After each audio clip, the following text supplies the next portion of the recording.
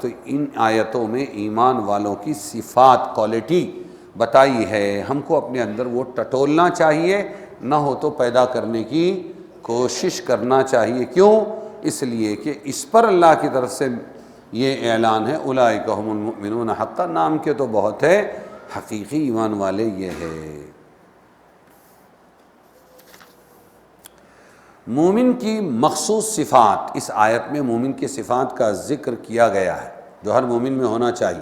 ہر مومن اپنی ظاہری باطنی کیفیات صفات کا جائزہ لیتا رہے، اگر یہ صفات موجود ہیں تو اللہ کا شکر ادا کریں، اور اگر نہیں ہیں تو اپنے اندر پیدا کرنے کی کوشش کریں۔ 5 صفات بیان کی ہے، ہم کو عمل کی نیت سے سننا ہے تاکہ ہم اپنے اندر وہ آہستہ آہستہ پیدا کریں۔ پہلی صفت خوف خدا، اللہ کا ڈر۔ اذا ذکر اللہ وجلت قلوبہم، جب اللہ کا ذکر کیا جائے، نام آئے تو ان کے دل ڈر جاتے ہیں۔ پہلی صفت کیا ہے؟ اللہ کا ڈر۔ اللہ کا نام آئے تو ڈر جاتے ہیں ان کے دل۔ مطلب یہ کہ اللہ تعالیٰ کی عظمت محبت ان کے دلوں میں رچی اور بھری ہوئی ہے، جس کا ایک خاص تقاضا ہیبت و خوف ہے۔ قرآن کریم کی دوسری آیت میں اس کا ذکر یہ ہے کہ اہل محبت کو بشارت دی گئی، وَبَشِّرِ الْمُخْبِتِينَ الَّذِينَ إِذَا ذُكِرَ اللَّهُ وَجِلَتْ قُلُوبُهُمْ، یعنی خوشخبری دے دیجیے ان متواضع نرم، مخبتین متواضع نرم خو لوگوں کو جن کے دل ڈر جاتے ہیں جب ان کے سامنے اللہ کا ذکر کیا جائے۔ ان دونوں آیتوں میں اللہ کے ذکر اور یاد کے خاص تقاضا کا ذکر ہے، یعنی ہیبت اور خوف۔ دوسری آیت میں ذکر اللہ کی یہ خاصیت بھی ہے کہ اس سے دل مطمئن ہو جاتے ہیں۔ الا بذکر اللہ تطمئن القلوب، سن لو کہ اللہ کے ذکر سے دلوں کو اطمینان نصیب ہوتا ہے۔ تو پہلی صفت کیا بتائی؟ اللہ کے ذکر سے دل کا ڈر جانا۔ اللہ کے ذکر سے، اس سے معلوم ہوا کہ اس آیت میں جس خوف و ہیبت کا ذکر ہے وہ دل کے سکون و اطمینان کے خلاف نہیں، ایک ڈر ہے، ڈر جاتے ہیں۔ ڈر ہونا ہے اور سکون کے ساتھ ہونا ہے، کیونکہ دوسری آیت میں الا بذکر اللہ، اللہ کے ذکر سے آگاہ ہو جاؤ، دل مطمئن ہو جاتے ہیں۔ تو ایک ڈر دنیا کا ہوتا ہے، ظالم کا ہوتا ہے، دشمن کا ہوتا ہے، اور ایک اللہ کا ڈر ہوتا ہے۔ جتنا اللہ کا ڈر ہوگا اتنا دل مطمئن ہوگا، کیونکہ اللہ سے میں ڈر رہا ہوں، مجھے یہ دولت ملی ہے، تو پھر کیا ہوگا کہ اللہ تعالیٰ بخش دیں گے۔ تو یہ ڈر اطمینان کے ساتھ ہے۔ جیسے ایک حدیث پاک کا مفہوم ہے، تنہائی میں بندہ رویا، اس کے دل میں اللہ کا ڈر پیدا ہوا، کوئی ریا نہیں، کوئی دیکھنے والا نہیں، اور اپنے گناہوں پر پچھتا کر اللہ کے ڈر سے اچانک ایک قطرہ آنسو کا نکلا، رخسار پر آیا، ایسی حدیث بھی ہے، اور باہر نکلا آنکھ سے، یہ بھی ہے۔ ایک قطرہ زندگی میں ایک بار صرف اللہ کے ڈر سے نکلا، جہنم کی آگ حرام کر دی جائے گی اس پر۔ یہ ہے اللہ کا ڈر۔ جی جیسے کسی درندے یا دشمن کا خوف قلب کے سکون کو برباد کر دیتا ہے، ذکر اللہ کے ساتھ دل میں پیدا ہونے والا خوف اس سے بالکل الگ ہے۔ اسی لیے یہاں لفظ خوف استعمال نہیں کیا، وجل استعمال کیا، وجلن۔ یہ نہیں کہا کہ ان کے دل ڈر جاتے ہیں، یخافون، بلکہ یہ ہے وجلت قلوبہم، خافت قلوبہم نہیں کہا، کیونکہ وجل کے لفظ سے تعبیر کیا جس کا ترجمہ مطلق خوف نہیں، بلکہ وہ ہیبت ہے جو بڑوں کی جلالت شان کے سبب دل میں پیدا ہوتی، بڑوں کی عظمت سے پیدا ہوتی۔ خوف تو دشمن سے بھی پیدا ہوتا ہے۔ دیکھو قرآن ہے، یہ خوف میں اور وجل میں کتنا بڑا فرق ہے۔ کئی جگہ فلا خوف علیہم ولا هم يحزنون آیا ہے، لیکن یہاں پر کیا آیا ہے؟ یہاں پر وجلت قلوبہم، کہ تعظیم الہی سے اور تعظیم خداوندی سے ان کے دل ڈر جاتے ہیں۔ کیوں؟ اللہ کے ذکر میں اطمینان ہے، اللہ کے ذکر میں اطمینان۔ تو پہلی صفت کیا بتائی؟ خوف خدا، اللہ کا ڈر۔ ایمان والوں میں 5 صفات ہوں گی خوف خدا۔ پہلے اللہ کا ڈر، دوسری صفت ایمان میں ترقی، وجلت قلوبہم، وَإِذَا تُلِيَتْ عَلَيْهِمْ آيَاتُهُ زَادَتْهُمْ ایمانا، اور جب اللہ کی آیتیں پڑھی جائیں تو ایمان والوں کا ایمان بڑھ جائے گا۔ کیا ہوگا؟ تو دوسری صفت ایمان میں ترقی، مومن کی دوسری صفت، جب اس کے سامنے اللہ کی آیات تلاوت کی جاتی ہے اس کا ایمان بڑھ جاتا ہے۔ ایمان بڑھنے کے ایسے معنی جن پر سب علماء، مفسرین، محدثین کا اتفاق ہے، وہ کیا ہے؟ ایمان بڑھتا ہے کا مطلب کیا ہے؟ سب کا اتفاق، ایمان کی قوت و کیفیت اور نور ایمان میں ترقی ہو جاتی ہے۔ ایمان کی قوت اور کیفیت اور نور ایمان میں ترقی ہو جاتی ہے۔ سمجھ میں آیا؟ اور یہ تجربہ اور مشاہدے کے اعمال صالحہ سے ایمان میں قوت اور ایسا شرح صدر ہو جاتا ہے کہ اعمال صالحہ اس کی عادتیں طبعی بن جاتے ہیں، جس کے چھوڑنے سے اس کو تکلیف ہوتی ہے، اور گناہ سے اس کو طبعی نفرت پیدا ہو جاتی ہے کہ ان کے پاس نہیں جاتا۔ جب کسی کے دل میں حلاوت ایمان جگہ پکڑ لیتی ہے تو اس کے ہاتھ پیر اور سب اعضاء عبادت میں راحت و لذت محسوس کرنے لگتے ہیں۔ تو آیت کا خلاصہ کیا ہو؟ مومن کامل کی یہ صفت ہونی چاہیے، جب اس کے سامنے اللہ کی آیات پڑھی جائیں تو اس کے ایمان میں جلا و ترقی ہو اور اعمال صالحہ کی طرف رغبت بڑھے۔ اس سے یہ بھی معلوم ہو گیا کہ جس طرح عام مسلمان قرآن پڑھتے سنتے ہیں کہ نہ قرآن کے ادب و احترام کا کوئی اہتمام ہے، نہ اللہ جل شانہ کی عظمت پر نظر ہے، ایسی تلاوت مقصود اور اعلیٰ نتائج پیدا کرنے والی نہیں۔ چاہے ثواب مل جائے گا، لیکن جو کیفیت کے ساتھ میں، ادب کے ساتھ میں تلاوت سنی جائے گی، اس سے ایمان بڑھے گا، ایمان میں ترقی ہوگی۔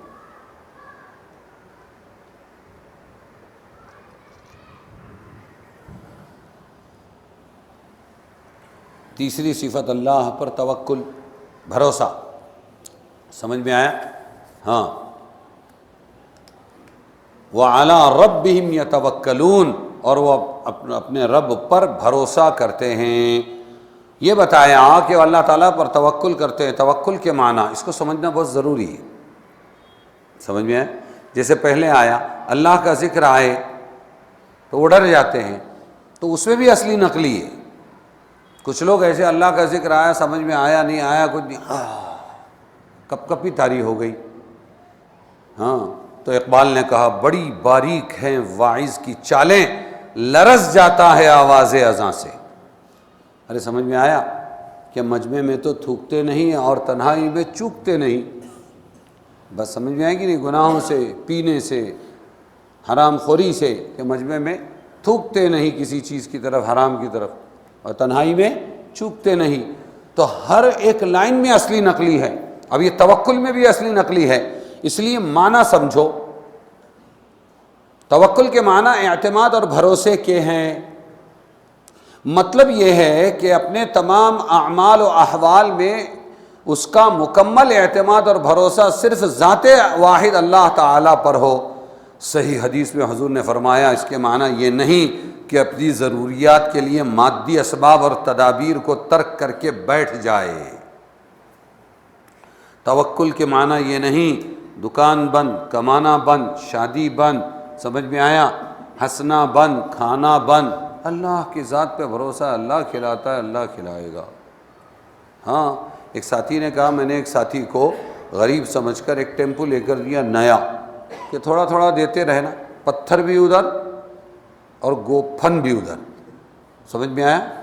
ہاں، نہ پیسے آئے اس کے، نہ مدل آئی، نہ کچھ آیا، اور پھر اس کے بعد میں وہ سب بیچ باچ کے کیا کیا پتہ نہیں، پھر بے شرم بن کے ساتھ میں بیٹھنا اٹھنا یہ وہ، اور کبھی کوئی بات چیت ہوئی تو بات چیت میں اپنا تو اللہ تعالیٰ پر بھروسہ ہے، اللہ اپنی گاڑی برابر چلاتا ہے۔ یہ ہے توکل؟ یہ توکل ہے؟ یہ کھیل تماشا ہے، توکل کا مذاق ہے جی۔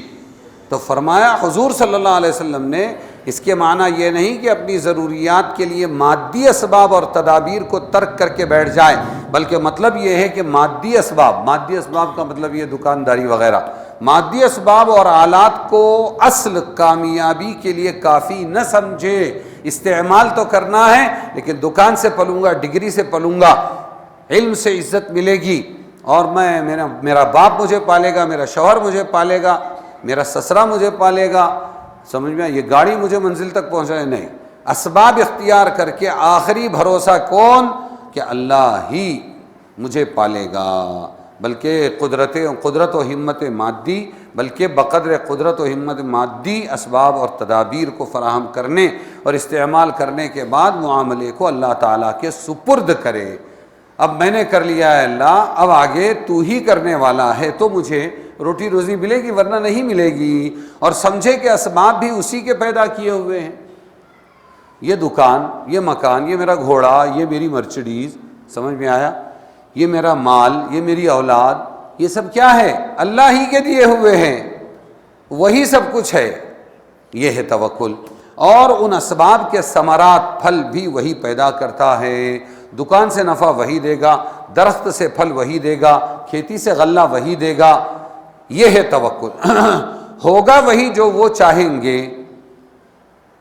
ایک حدیث میں فرمایا اجملوا فی الطلب وتوکلوا علیہ، کہ طلب میں حاصل کرنے میں تو خوب اچھا طریقہ استعمال کرو، پھر اللہ پر بھروسہ کرو، یعنی رزق اور اپنی حاجات کے حاصل کرنے کے لیے متوسط درجے کی طلب اور مادی اسباب کے ذریعے کوشش کر لو، پھر معاملہ اللہ تعالیٰ کے سپرد کرو۔ اپنے دل و دماغ کو صرف مادی تدبیروں اور اسباب ہی میں نہ الجھاؤ۔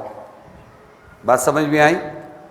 ایک طبقہ تو وہ ہو گیا جو بولے بھائی اللہ کے بھروسے پہ، اللہ چاہے گا تو کھلائے گا، نہیں تو نہیں کھلائے گا۔ پھر کسی نے فقیر سمجھ کے دے دیا، یہ دے دیا، وہ دیا، چل رہا ہے۔ دیکھو بولے توکل کا بھروسہ ہے، یہ نہیں، توکل کا فائدہ ہے، یہ نہیں۔ تو اسباب کو بالکل چھوڑ دینا، یہ لوگ بھی غلط۔ اور کچھ لوگ ایسے ہیں کہ ارے کیا انشاءاللہ بولنے کا، اللہ چاہے گا تو نفع دے گا، اللہ چاہے گا تو فائدہ ہوگا، اللہ چاہے گا تو بیٹی کی شادی ہوگی۔ ارے ہم ہیں نا کرنے والے، ہم کریں گے، ہم نے محنت کی ہے، ہم کریں گے۔ تو کچھ لوگ اللہ پر توکل 100% کرتے ہیں اور اسباب چھوڑ دیتے ہیں، کچھ لوگ صرف اسباب اختیار کرتے ہیں اور اللہ کو چھوڑ دیتے ہیں۔ بات سمجھے؟ دونوں طریقے غلط ہیں۔ صحیح طریقہ یہ ہے اسباب کو اختیار کرنا ہے، پھر بھروسہ اللہ پر رکھنا ہے۔ سمجھ میں آیا؟ اس لیے کسی فرد نے یا کچھ لوگوں نے اگر یہ بات کہی ہے کہ اسباب چھوڑ دو، اسباب اختیار مت کرو، اسباب کے بغیر زندگی گزارو، اسباب کا انکار اگر کیا ہے کسی نے، وہ چاہے اللہ کی ربوبیت کو ثابت کرنے میں، توحید ثابت کرنے میں، اگر اسباب کا انکار کیا ہے تو اس آدمی نے غلط کیا ہے۔ سمجھ میں آیا؟ چوتھی صفت اقامت صلاۃ۔ چوتھی صفت کیا ہے؟ نماز کا قائم کرنا۔ ایک ہے نماز کا پڑھ لینا، ہم تم نماز پڑھتے ہیں، سمجھ میں آیا؟ اس سے بوجھ تو اتر جائے گا، لیکن جو تقدیروں کو بدل دیتی ہے، اللہ کے فیصلے بلاتی ہے، وہ اقامت صلاۃ اپنے تمام صفات کے ساتھ ہے۔ ان الصلاۃ تنہی عن الفحشاء والمنکر جو ہے، بے شک نماز بے حیائیوں سے اور ناپسندیدہ باتوں سے روکتی ہے، گناہوں سے روکتی ہے۔ وہ نماز ہے جو اقامت صلاۃ سے مراد ہے۔ اس دن میں نے آپ سے کہا کہ اللہ کے رسول اس کے مکلف ہے کہ مسلمان نماز پڑھ رہا ہے، بھائی چل جائے گا، 3rd درجہ بھی چل جائے گا، قبول کر لوں گا میں، مجھے اسی کا حکم ہے۔ لیکن جو تقدیروں کو بدلنے والی ہے، اللہ کو حرکت میں لانے والی ہے، وہ کون سی نماز ہے؟ اقامت صلاۃ۔ اس لیے یوں کہا وَيُقِيمُونَ الصَّلَاةَ، مومن وہ لوگ ہیں جو نماز قائم کرتے ہیں۔ اس پر اللہ کا سرٹیفکیٹ ملے گا، اولئک هم المؤمنون حقا۔ جو بنڈل نماز پڑھتے ہیں تو پھر وہ وعیدیں ہیں، منہ پر پھینک کر مار دی جاتی ہے۔ تو اقامت صلاۃ، نماز کو اپنی تمام صفات کے ساتھ میں قائم کر۔ 5ویں صفت اللہ کے راہ میں خرچ کرنا۔ 5ویں صفت وَيُنْفِقُونَ وَمِمَّا رَزَقْنَاهُمْ يُنْفِقُونَ، اور جو ہم نے دیا ہے اس میں سے وہ خرچ کرتے ہیں۔ یہ صفت اللہ کے راستے میں خرچ کرنا، مومن کی یہ صفت بتائی۔ اللہ نے رزق دیا ہے، اس میں سے اللہ کی راہ میں خرچ کریں۔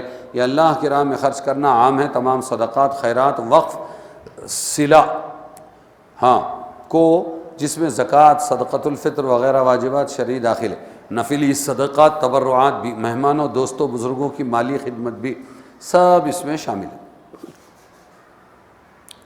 مرد مومن کی یہ 5 صفات بیان کرنے کے بعد فرمایا اولئک هم المؤمنون حقا، یہ سرٹیفکیٹ اللہ نے دیا ہے، یہی حقیقی مومن ہیں، یعنی ایسے لوگ سچے ہیں جن کا ظاہر باطن یکساں، زبان اور دل متفق ہو، ورنہ جن میں یہ صفات نہیں ہیں تو وہ اشہد ان لا الہ الا اللہ واشہد ان محمد الرسول اللہ کہتے ہیں، مگر ان کے دلوں میں نہ تو توحید کا رنگ، نہ اطاعت رسول کا، ان کے اعمال، ان کے اقوال کی تردید کرتے ہیں۔